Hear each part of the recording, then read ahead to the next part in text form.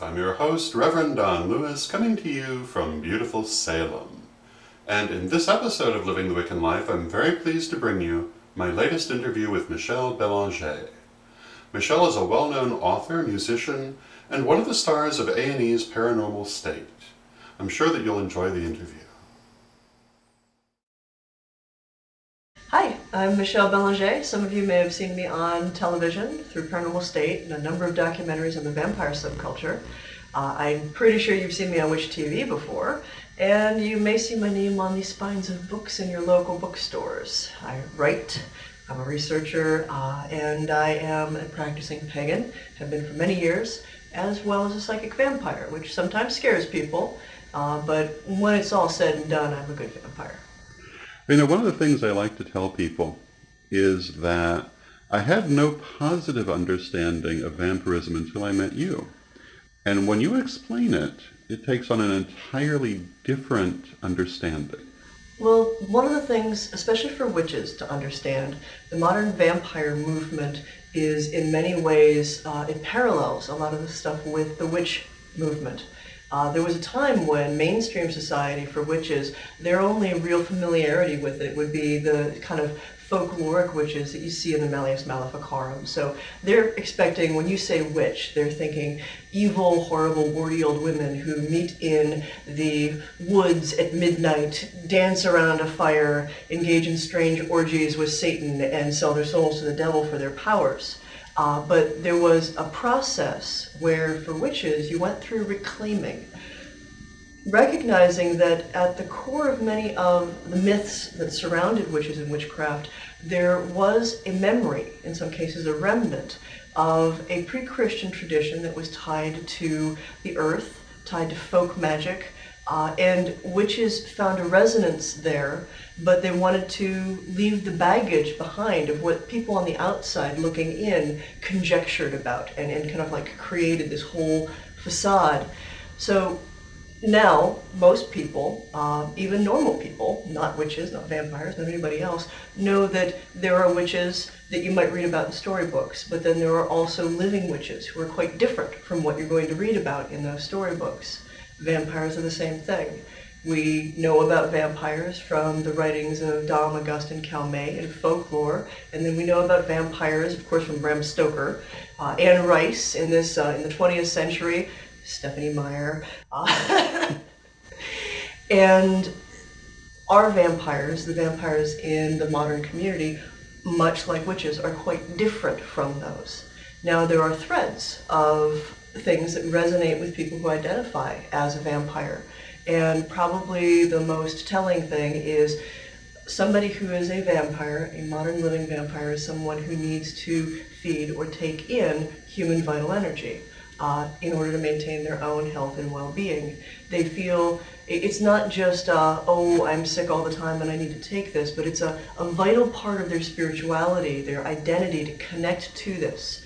And to engage in this exchange. And it's a vital part of their experience of the world to feel and pick up on this energy, not just in people and in living people, but the energy that those people have left behind, pardon me, in their living spaces, on their items, but also in some cases, most of the vampires I know are also very tuned in with the spirits of the dead, because really that's just a living person who's left their body behind.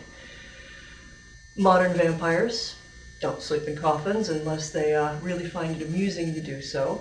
I can't say that I haven't. I was in a high school production of Oliver, and the safest place to take a nap among a bunch of thespians turned out to be the coffin that we had as a prop, because nobody would bug me. And I didn't wake up with strange makeup on my face. I learned that the hard way, taking a nap in the green room. No problem with garlic or steaks or any of the usual stuff. I don't know any of us turning into bats. And while many of us feel a draw toward a more nocturnal existence, many of us are very much night people. No joke about that. We do feel a draw toward almost an equal and opposite of what it is for a lot of the witches. Witches seem to be, their magic is life, fertility, light, That is not to say that witches do not go into shadow work, dabble into the darkness, do underworld work, communicate with the deities of chthonic realms. But for vampires, for our way of being, what we are, what kind of like resonates inside us, that seems to be what is most natural for us. It's not to say that we can't come up into the light either, but where the witches will sometimes delve down, for us it's sometimes delving up. But we're more at home in nether realm, underworld, spirit, the dark side of the year. We're attracted to cemeteries not just because we're goth, but because the energy there is very soothing to just how we are.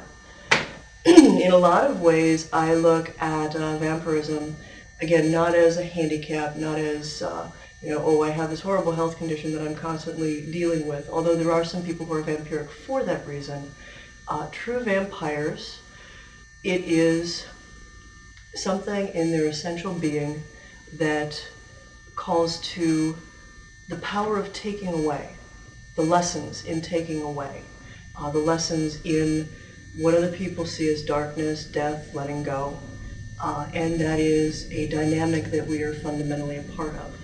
Not everybody in the vampire community identifies the vampirism with their spirituality, but a vast majority of us do have to at least try to resolve our identity as vampires with our worldview, with our way of looking at how religion or magic or spirituality works. I know plenty of Christian vampires. I know LaVeyan Satanist vampires. I know atheist vampires. So the one big difference between the witch community and the vampire community is vampirism is not exactly a religion. It is more an identity. And it means that our community is fairly diverse in how each person interprets their vampirism. But when it all comes down to it, we will all end up talking about essentially the same thing if you get us in a corner and we are willing to be forthcoming about our experience of the world. And in a lot of ways, because it's fairly new, at least as a community. That's not to say it's new as an identity. We can see writings about psychic vampires or people who identify as vampires. As far back, first you've got the writings of Dion Fortune, who talks about psychic vampires. You see it in the flying rolls of the Hermetic Order of the Golden Dawn, around about the 1890s or so. I'm personally fascinated by seeing intimations that certain individuals who happen to also be somewhat associated with vampire literature, the fiction, may have had some suspicion that they were themselves vampires. Lord Byron inspired John William Polidori's book, The Vampire. It's a short novella. And the character based off of Byron is Lord Ruthven, if you're British, Lord Ruthven, if you're reading it phonetically in the States. Byron was very much into the occult.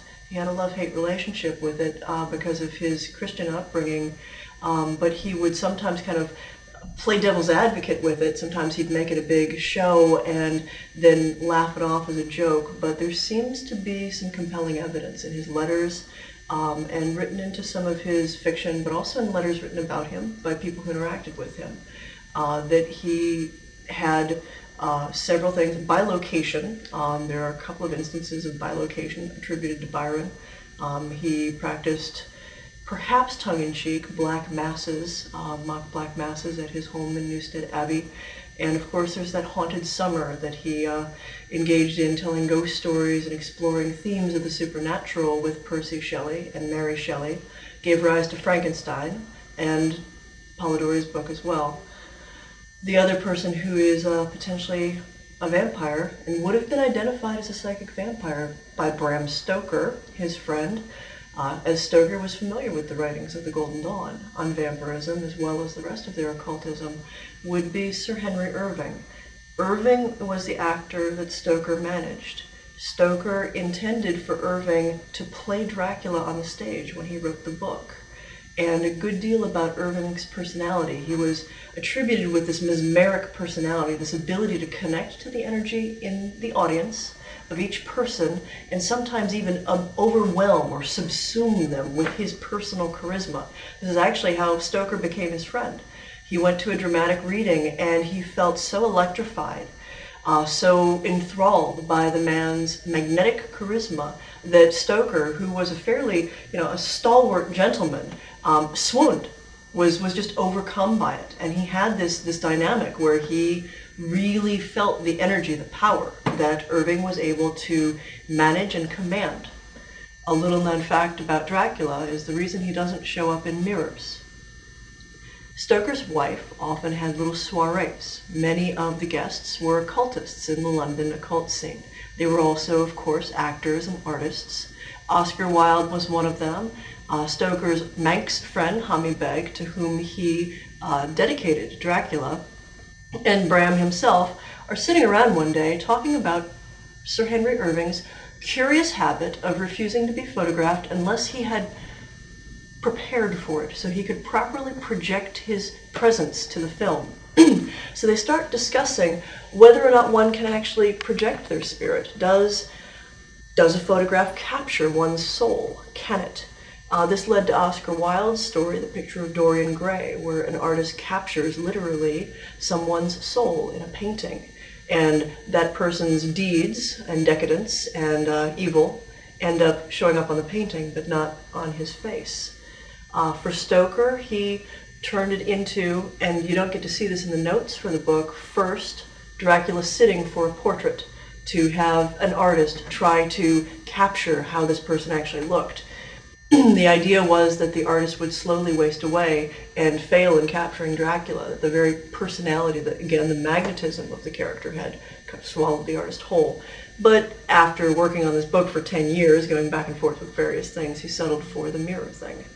So Dracula, since he is without soul, does not reflect in mirrors. Very cool. So if people wanted to learn more about modern vampirism, are there any books that you would particularly recommend for them?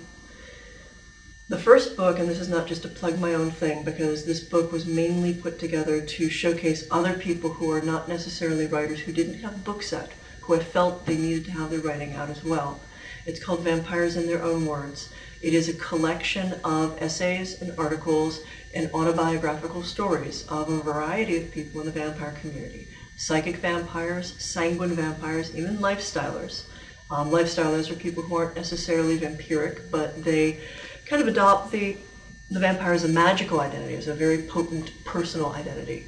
And they all tell their stories, what the vampire means to them, how they came to it, what it was like coming out to family or not coming out to family. That would be the main one that I would recommend first. Raven Caldera, whose books are sometimes harder to find because he's a little radical, and sometimes too radical for the regular publishers. The Ethical Psychic Vampire, a good book, if you can find it. At this point, there are an awful lot of books on vampires. Real vampires, not real vampires. I would recommend starting with Vampires in Their Own Words, and then going online and looking at the VVC. It's the Voices of the Vampire Community. It's where a number of us who are, for lack of a better term, elder, although our community, we tend to be anti-authoritarian and fiercely independent, and we really don't like the idea of any kind of like council or order or structure.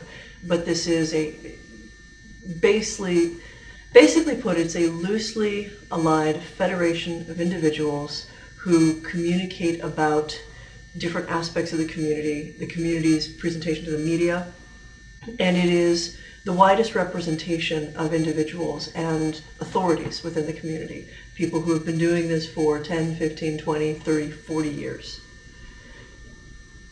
Those are all good resources. Many of them maintain websites, and from the websites you can start to find what speaks to you. I hope that you enjoyed part 1 of our program, and in part 2, we'll continue our interview with the always fascinating Michel Belanger.